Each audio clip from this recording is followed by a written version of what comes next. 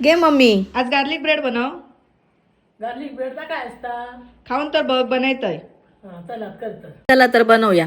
Amul butter, garlic म्हणजेच लसूण, chilli flakes, oregano आणि अमूल बटर. आणि मी हे ब्रेडचे स्लाइस करून घेतलेले आहेत छोटे छोटे. आणि त्यानंतर मी तवा ठेवला आहे, त्याच्यावर थोडंसं तेल टाकलं आहे गरम झाल्यानंतर. कशासाठी? कारण आपल्याला त्याच्यावर लसूण फ्राय करून घ्यायचे आहे. लसूण फ्राय कशाला करायची आहे आपल्याला ते मी तुम्हाला सांगते. लसूण फ्राय याच्यासाठी करायचे की थोडीफार सालं वगैरे राहिली तर ती निघून जातात आणि त्याचा सॉफ्टनेस येतो. तर लसूण थंड होईपर्यंत आपण त्याच्यात टाकून घेऊया अमूल बटर.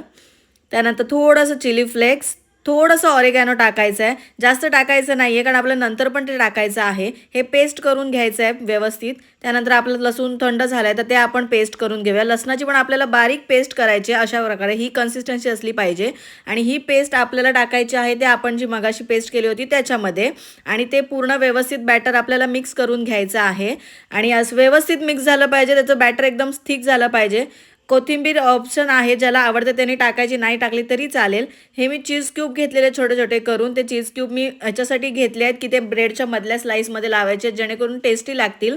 तर हे आपण मधल्या स्लाईसमध्ये टाकायचे आहेत. आणि वरतून आपल्याला हे असं बॅटर लावून घ्यायचं जे आपण तयार केलं आहे. गार्लिक बटरचं वगैरे सगळं पेस्ट आहे ते आपल्याला वरच्या स्लाईसला लावून घ्यायचं. सगळे असे मी रेडी करून घेतले आहेत. आणि त्यानंतर मी त्याच पॅनमध्ये थोडंसं बटर टाकलं आहे कारण गार्लिकची टेस्ट मस्त येणार. आणखीन मेल्ट झाल्यानंतर त्याच्यावर मी असे स्लाईस ठेवून घेतले आहेत. जे आपण पेस्ट लावली आहे ती उलट्या साईडने ठेवायची आहे आणि वरच्या साईडला आपल्याला परत अशी पेस्ट लावून घ्यायची आहे.